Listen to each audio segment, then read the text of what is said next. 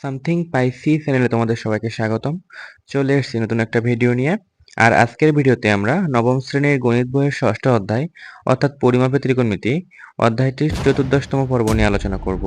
তো চলো শুরু করা যাক।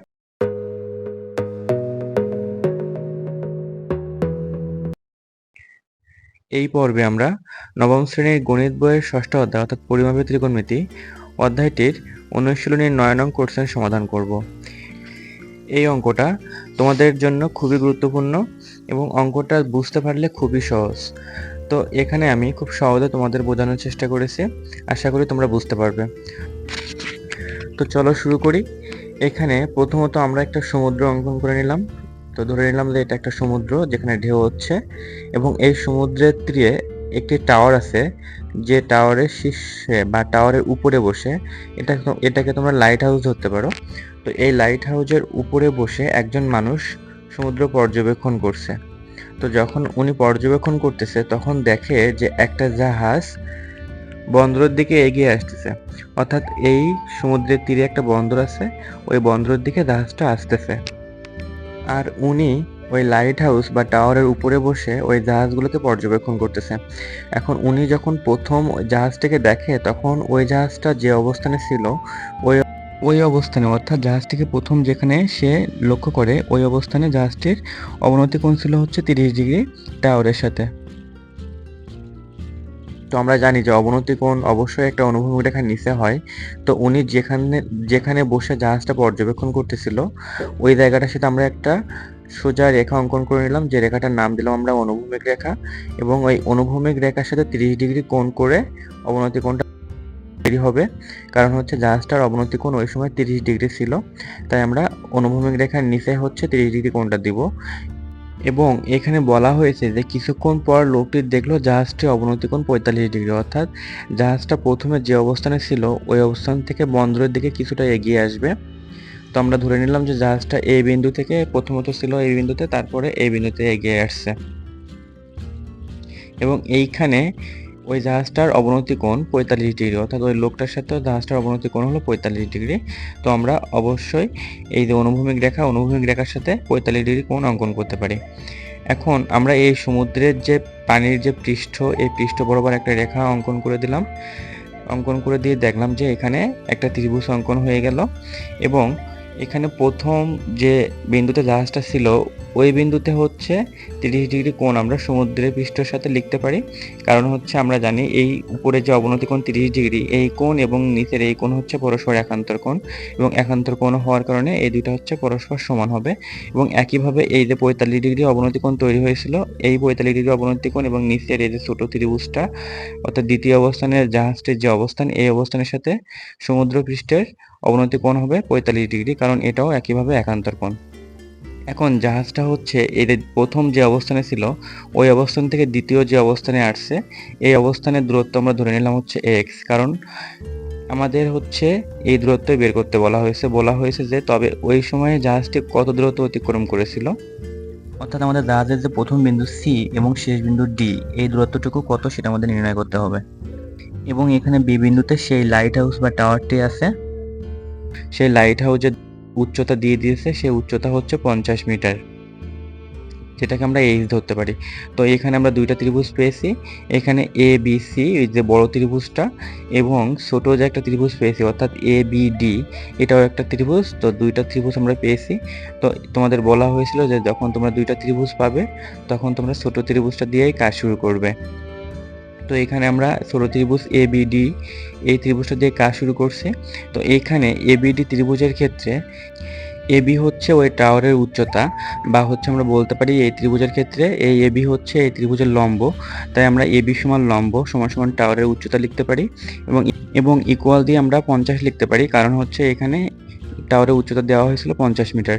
তারপর বলা হয়েছে বিডি, বিডি হচ্ছে ভূমি, বিডি হচ্ছে এই ত্রিভুজটার ক্ষেত্রে ভূমি, যেটা হচ্ছে জাহাজের দ্বিতীয় অবস্থান, অর্থাৎ ওই টাওয়ার থেকে জাহাজের দ্বিতীয় অবস্থান যখন পর্যবেক্ষণ করতেছিল অর্থাৎ যখন দ্বিতীয়বার পর্যবেক্ষণ করছিল জাহাজটা আমার ওইখানে ছিল। তো এই ডি বিন্দুতে ছিল, তো আমরা বলতে পারি বিডি হচ্ছে জাহাজের দ্বিতীয় অবস্থান এবং যেটা আমাদের নির্ণয় করতে হবে এখন। আর সন্নিহিত কোণ অর্থাৎ এই ত্রিভুজটার ক্ষেত্রে সন্নিহিত কোণ হচ্ছে আমার 45 ডিগ্রি। তো এটা ব্যবহার করে আমরা যেহেতু ভূমি এবং লম্বের সাথে সম্পর্ক, তাই আমরা ট্যানের সূত্র ব্যবহার করব এবং ট্যান থিটা সমান আমরা লিখতে পারি লম্ব বাই ভূমি। লম্বের মান হচ্ছে এবি এবং ভূমির মান হচ্ছে বিডি। তো ট্যান থিটার মান হচ্ছে 45 ডিগ্রি আমরা বসালাম, তাহলে ট্যান 45 ডিগ্রির মান হচ্ছে 1। তাহলে ইকুয়াল আমরা এবির মান 50 লিখতে পারি এবং বিডির মান আমাদের বের করতে হবে, তাই আমরা লিখতে পারি যে 1 ইকুয়াল 50 বাই বিডি। তাহলে বিডি এর একটা আমরা আর গুণন করে সরাসরি একটা মান পাবো, সেটা হচ্ছে 50 মিটার। তাই আমরা বলতে পারি যে দ্বিতীয় ক্ষেত্রে জাহাজটি 50 মিটার দূরে ছিল, অর্থাৎ দ্বিতীয় ক্ষেত্রে যখন মানুষটা জাহাজটিকে পর্যবেক্ষণ করতেছিল তখন ওই টাওয়ার থেকে বা ওই বন্দর থেকে জাহাজটা হচ্ছে 50 মিটার দূরে ছিল, অর্থাৎ বিডির একটা আমরা মান পেয়েছি 50 মিটার। এখন যদি আমরা বড় যে ত্রিভুজটা অর্থাৎ এ বি সি, এই ত্রিভুজের ক্ষেত্রে হিসেব করি, তাহলে আমরা কি লিখতে পারি? এই ত্রিভুজটার ক্ষেত্রে একইভাবে যে উচ্চতা অর্থাৎ টাওয়ারের উচ্চতা সেটা হচ্ছে এবি এবং এবি সমান আমরা টাওয়ারের উচ্চতা সমান সমান 50 মিটার লিখতে পারি এবং বিসি এই বাহুটা হচ্ছে এই এবিসি ত্রিভুজের ভূমি এবং এই বিসি বাহুটা তৈরি হয়েছে হচ্ছে বিডি এই দৈর্ঘ্যটা নিয়ে এবং হচ্ছে ডিসি এই দৈর্ঘ্যটা নিয়ে, এই দুইটা দৈর্ঘ্য নিয়ে হচ্ছে আমাদের এই বিসি বাহুটা তৈরি হয়েছে এবং এই বিসি বাহুটা হচ্ছে আমাদের জাহাজের প্রথম অবস্থান নির্দেশ করে। অর্থাৎ জাহাজটা যখন পর্যবেক্ষণ করতেছিলাম, জাহাজটা প্রথম ক্ষেত্রে যে বিন্দুতে ছিল সেটা হচ্ছে সি বিন্দু এবং এই বিসি হচ্ছে আমাদের জাহাজের প্রথম অবস্থানটা নির্দেশ করে। তো এই বিসি সমান আমরা লিখতে পারি বিডি প্লাস ডিসি। তো বিডির একটা মান আমরা পেয়েছি সেটা হচ্ছে 50 মিটার এবং ডিসি এর মান হচ্ছে আমরা ধরে নিয়েছিলাম হচ্ছে এক্স এবং এই ডিসি এর মানটা আমাদের বের করতে হবে, কারণ আমাদের কোশ্চেন করেছে জাহাজটি কত দূরত্ব অতিক্রম করেছিল। এই যে দুইটা বিন্দু হচ্ছে মানুষটা টাওয়ারে বসে দেখলো, জাহাজটা দুইটা বিন্দু নির্ণয় করলো। এই সময়ে হচ্ছে অর্থাৎ আমাদের মেন কথা হচ্ছে জাহাজটার প্রথমে যখন খেয়াল করছিল বা লক্ষ্য করেছিল তখন হচ্ছে জাহাজটা উন্নতি কোণ ছিল 30 ডিগ্রি এবং পরবর্তীতে 45 ডিগ্রি কোণ হয়েছে ডি বিন্দুতে। তো এই সময়ে জাহাজটা কত দূরত্ব অতিক্রম করছে সেটা আমাদের নির্ণয় করতে বলা হয়েছে।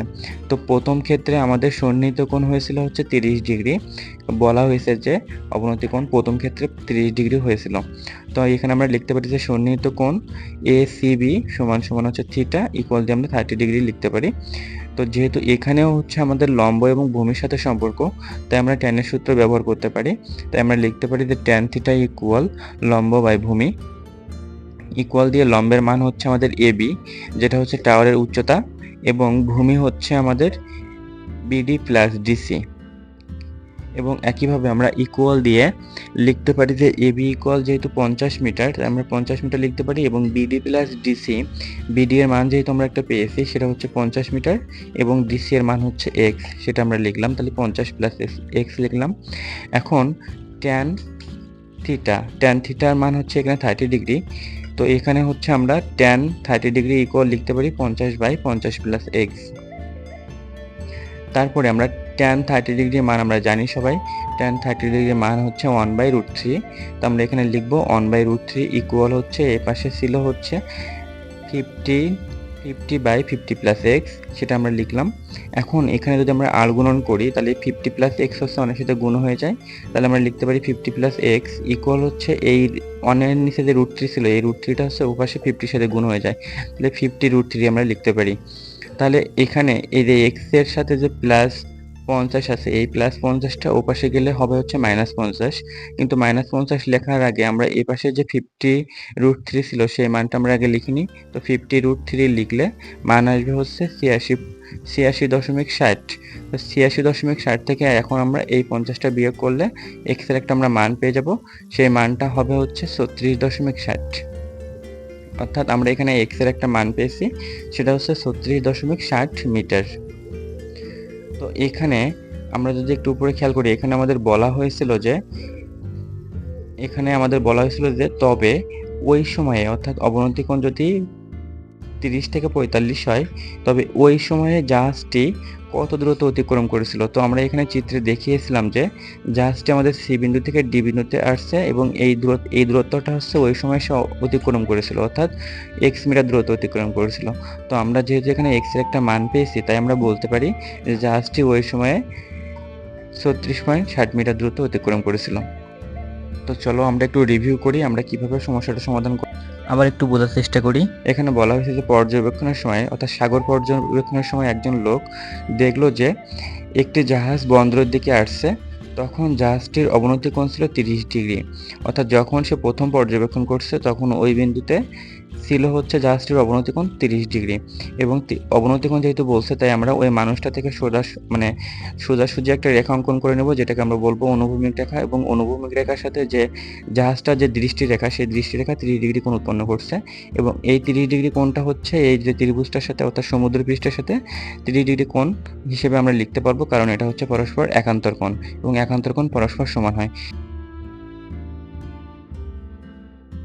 এবং দ্বিতীয় ক্ষেত্রে জাহাজটি যখন ডি বিন্দুতে ছিল তখন ওই বিন্দুতে জাহাজটির অবনতি কোণ ছিল 45 ডিগ্রি। তো এখানে আমরা অনুভূমিক রেখার নিচে দৃষ্টিরেখা দিয়েছি এবং সেটা হচ্ছে 45 ডিগ্রি কোণ উৎপন্ন করছে অনুভূমিক রেখার সাথে। তো এখানে আমরা একান্তর হওয়ার কারণে এখানে হচ্ছে আমরা এডিসি এই কোণটা 45 ডিগ্রি লিখতে পারি। এখন আমরা ত্রিভুজ এডিবি এর ক্ষেত্রে আমরা লম্ব এবং ভূমির সূত্র ব্যবহার করে অর্থাৎ ট্যানের সূত্র ব্যবহার করে আমরা বিডির একটা মান পেয়েছি, সেটা হচ্ছে 50 মিটার। এবং যখন আমরা বড় ত্রিভুজের ক্ষেত্রে সমাধান করছি, একইভাবে আমরা ভূমি এবং লম্বের মান নিয়ে কাজ করছি। লম্বের মান তো 50 মিটার এবং ভূমির মান হচ্ছে বিডি প্লাস ডিসি, অর্থাৎ বিডির মান পেয়েছি 50 মিটার এবং এক্স এর দৈর্ঘ্য মিলে হচ্ছে আমাদের বিসি রেখাটা তৈরি হবে। তো এখানে 30 ডিগ্রি কোণ ধরে আমরা হচ্ছে ট্যানের সূত্র ব্যবহার করে সব মানগুলো ঠিকঠাক বসিয়ে আমরা একটা মান পেয়েছি এক্স এর, সেটা হচ্ছে 36.60 মিটার। তাই আমরা বলতে পারি যে জাহাজটি ওই সময় 36.60 মিটার দূরত্ব অতিক্রম করেছিল। আশা করি বুঝতে পারছো। সামথিং পাইসি চ্যানেলের সাথে থাকার জন্য ধন্যবাদ সবাইকে।